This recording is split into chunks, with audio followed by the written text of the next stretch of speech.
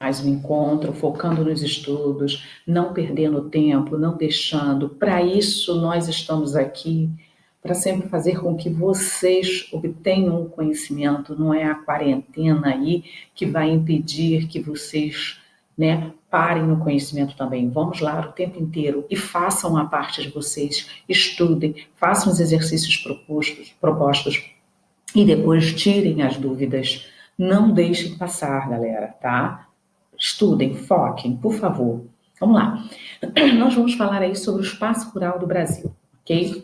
Eu tenho aí a questão do espaço rural brasileiro, onde começamos a falar sobre as raízes da concentração fundiária. Todo mundo deve estar lembrado que em 1536, né, o Estado português, com o objetivo de ocupar o território brasileiro, o que ele fez? Ele simplesmente dividiu a colônia em capitanias hereditárias, né? Haja vista que as capitanias eram muito extensas, portanto difíceis para administrar, ele dividiu em lotes menores, que foi o quê? As Cismarias, ok? Feito isso, né? Olha só, ele divide em capitanias hereditárias, depois divide em Cismarias, sempre favorecendo a questão de uma determinada pessoa escolhida por eles, né, ter aí um imenso, né, um mar de terras. Olha só aí a concentração fundiária. Tanto é que todas as Sesmarias, as capitanias hereditárias, todas elas eram voltadas para quê? Para a monocultura, né, para cultivo de um só produto, para exportação. Olha aí. Aí nós começamos, então, em 1850. Veio a questão aí da lei de terras, não foi? Justamente aí porque o Brasil ficou de 1822, né? O sistema chegou, no caso, ao fim, em 1822, essa questão das capitanias hereditárias e Seis-Marias, né, com a independência do Brasil, quando aí simplesmente vem a legislação específica da lei de terras, tá? Em 1850. E o que seria isso? Foram criadas leis, né? Essas leis, as leis de terras, nós temos dentro da lei de terras, junto a Eusébio de Queiroz, que proibia a questão do tráfico de escravos. Lembrando que só proibia o tráfico de escravos. Não quer dizer que estava dando a abolição da escravatura, apenas impedia. Tivemos também a questão aí, junto com a lei Eusébio de Queiroz, né? Lei de terras que determinava como essa lei de terras, como você adquirir a terra? Através de compra. Aí eu vou perguntar a vocês. Uma pessoa humilde, né, uma pessoa simples, com baixa renda, vai ter condições de comprar terras? Não. Então, com isso, dava-se sinal aí do quê? Do favorecimento, justamente, né, da questão do latifúndio estar concentrada com uma única pessoa. Né? É por isso que eu chamo a atenção de vocês, quando vocês estudaram a questão da ocupação do território norte-americano, quando eles fizeram a distribuição de terras, o que vocês viram? Eles distribuíram as terras em médias e pequenas propriedades e determinou aquelas pessoas que elas deveriam produzir naquelas terras, por um período de 5 anos. E se, durante esses 5 anos, não fizessem nada, essas terras teriam que ser devolvidas. Olha a diferença nossa. Ninguém se preocupou. Então, ficou de 1822 até 1850, quando, então, surge aí a Lei de Terras, tá? Aí, né, com a lei Eusébio de Queiroz, proibindo o tráfico de escravos, tá? Beleza. Só que essa parte aí da lei de Eusébio de Queiroz nós vamos estudar mais à frente. Aí você vê em 1964 o Estatuto da Terra com o Marechal Castelo Branco, né, que instituiu a primeira lei de reforma agrária aí no Brasil. Qual era o principal objetivo dessa lei, gente? O principal objetivo desta lei, no caso do Estatuto da Terra, olha só, era o uso social da terra. Aí eu te pergunto, esse sentido de uso social da terra, né, não foi bem empregado não, gente, porque o que você entende por uso social da terra, né, seria o trabalhador rural conseguir, né, manter sua moradia e nisso ele poderia obter sua subsistência ali. Só que isso, na verdade, não aconteceu. Todo mundo sabe que isso não aconteceu, né? Porque o pequeno produtor ele acaba se endividando e acabam vendendo as suas terras. Com isso, o grande problema aí do Brasil, né, e grande parte das propriedades brasileiras, acabam o quê, gente? Acabam o quê? Cumprindo a função social? Não, acaba com questão da concentração de terras, tá? É essa aí a questão. Aí eu tenho o impacto da modernização, lembrando que a Revolução Verde no Brasil, que ela começa em 1960, mas nos Estados Unidos ela começou em 1950. Lembrando que a Revolução Verde, você vê aqui primário, secundário e terciário, é a questão do maquinário chegando ao campo, né? Esse maquinário, quando chega ao campo, né? Ele dispensa a mão de obra, que é quando ocorre o êxodo rural. Observa aqui no gráfico que continuava tendo aí o setor primário, a matéria-prima, o alimento. O secundário, ele passa aí para o campo, que seriam as máquinas e os insumos, o beneficiamento e processamento. E aqui o transporte, o crédito, as mudanças. Observa que começa uma interdependência entre campo e cidade. Né? O campo e a cidade passam a ser independentes. Ocorre uma mudança aí irreversível na estrutura produtiva. O campo perde a característica de rural, ele passa a ser capitalizado. Né? Ele tem como característica um espaço técnico, científico e informacional. Né? Você observa que hoje a matéria-prima, determinadas matérias-primas, ela tem um alto valor no mercado. A soja é um exemplo, o trigo é outro exemplo. Então começa aí o processo, né, justamente aí das grandes empresas multinacionais estarem presentes no campo. Bem, aí a gente chega aí à expansão da fronteira agrícola. Né? Essa expansão, junto com a Revolução Verde, o que acontece? Áreas que até então o solo não era produtivo, no caso você está aí quando fala 1960, o avanço do sul do Brasil para o centro-oeste. Lembrando que a região do centro-oeste tem um solo extremamente ácido e que a questão da produção seria inviável por causa das características climáticas, das características do solo. E o que acontece? Com a tecnologia, não falei técnico, científico e informacional, chegando ao campo, o homem pode fazer o sistema de calagem no solo, ou seja, adubar esse solo, preparar esse solo para o cultivo, e aí a produção aumenta assustadoramente. Lembrando que no início, as terras na região centro-oeste estavam sendo oferecidas bem mais barata. E o pequeno produtor, ele sabendo que o solo lá é extremamente ácido, de dificuldade de produzir. Como é que ele vai ocupar uma terra que você tem que usar tecnologia para que ela produza? Cara, isso não é para pobre, né? Então, o grande proprietário vai lá, faz o investimento e aí se dá a expansão da fronteira agrícola. Tanto é que, aí você chega na década de 70, nós vamos ver mais à frente, que os sulistas, além de terem ido partido para o centro-oeste como para o sul da região norte e sudoeste do nordeste, cara, eles até para país vizinho ele foi, que é a questão dos famosos brasiguaios que nós vamos ver mais adiante. Né? Então, automaticamente, peraí, eu tenho tecnologia, eu tenho capital para investir, e a questão da vegetação nativa? Para eu produzir, eu vou ter que devastar. Então, o desmatamento intensifica, os rios são assoreados, ficam poluídos. Então, todo o ecossistema ali, gente, é quebrado. Todo o ecossistema é quebrado. Essa expansão da fronteira agrícola. Tanto é que hoje, no sul da Amazônia, nós temos aí a produção agropecuária de vento em polpa, gente, tá? Bem ali, o sul e leste da Amazônia. Essa nova relação que eu falei para vocês de dependência entre campo e a cidade, né? A questão, a cidade vai oferecer créditos, vai oferecer máquinas, né? Vai oferecer os benefícios, que é a questão que eu te falei dos adubos, a comercialização dos produtos, a questão do transporte, a mão de obra qualificada, ela vai se formar onde? Nos centros universitários que estão lá no centro da cidade, que estão nas áreas urbanas, que depois essa mão de obra qualificada, simplesmente nada mais, nada menos, vão ocupar o quê? As áreas rurais. Tá ok? Então você vê aí essa mudança, né? Surgimento da questão, hoje a soja, o trigo, é a questão dos commodities, ou seja, são vegetais com alto valor agregado no comércio, que ao invés de produzir para a subsistência da população, é para quê, gente? Para exportação. E aí o produto interno, né? O produto agrário que deveria atender a população, ele fica com preço elevado. Aí a desigualdade aí nem todos têm acesso a determinados produtos porque é muito caro. E uma demanda bem menor do produto que vai sustentar a sociedade local.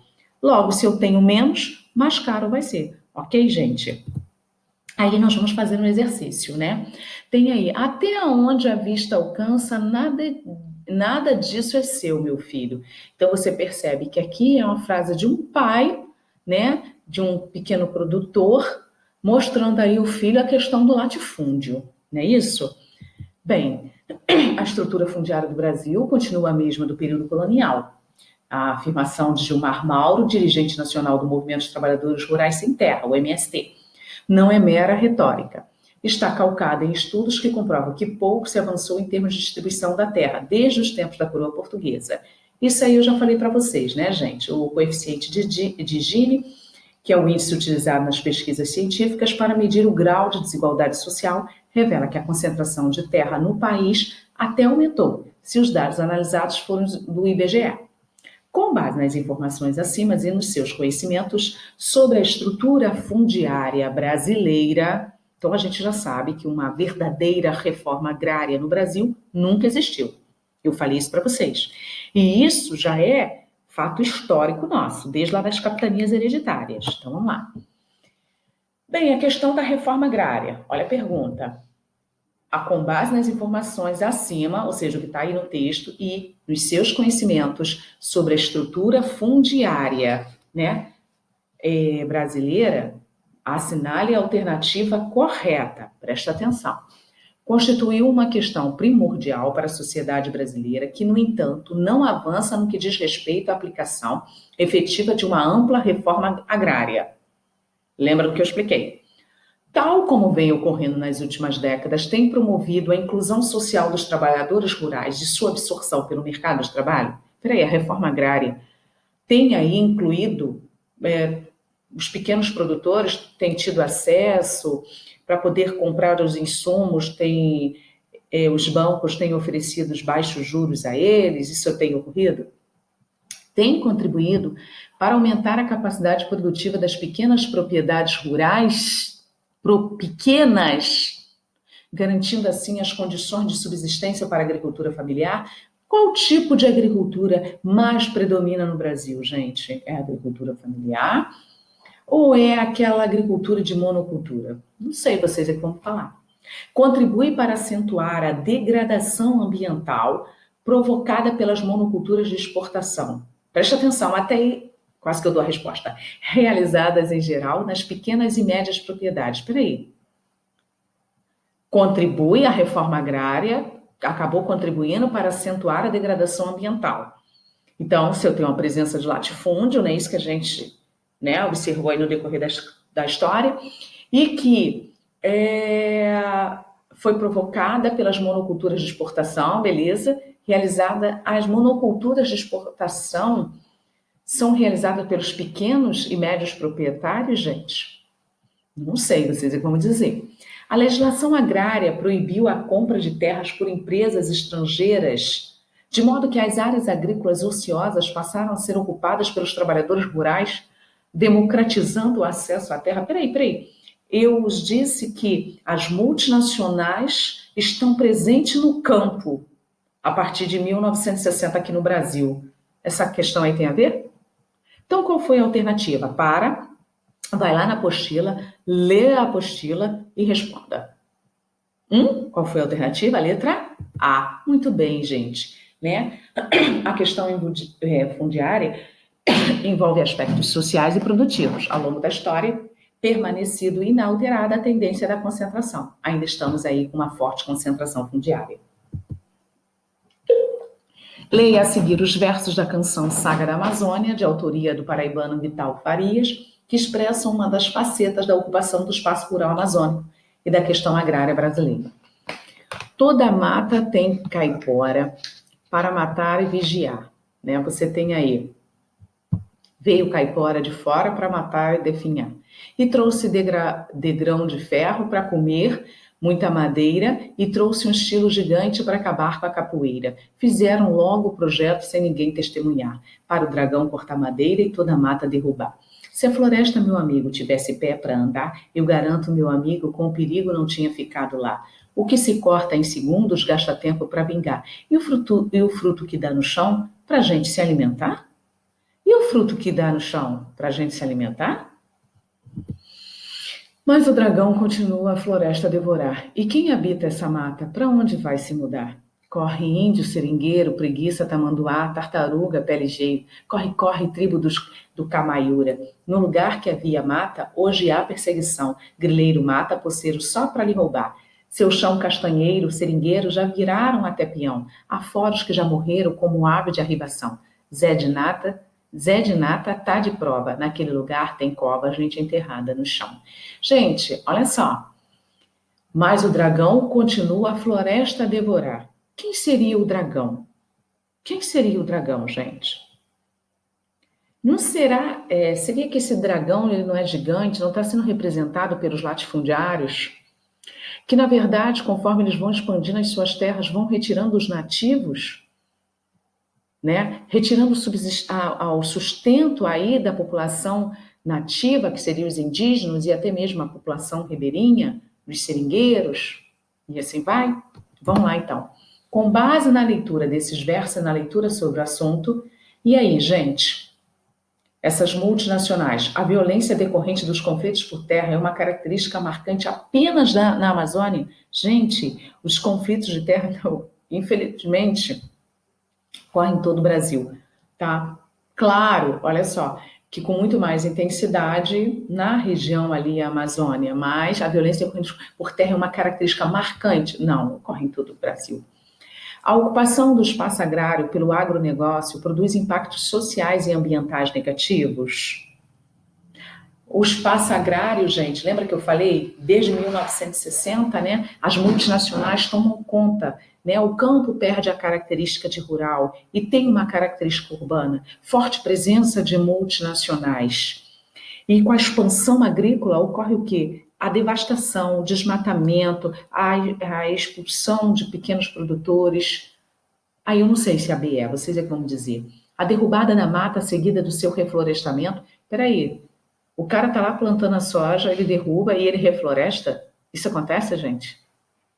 Aí vai resolver os conflitos na Amazônia? Não sei, né? Vocês vão me dizer aí, tá legal? Aí vamos lá. As ações públicas de ocupação do espaço rural foram planejadas de acordo com a população local? Opa, acho que isso aí eu até tiro carta fora do baralho, né? Pelo amor de Deus.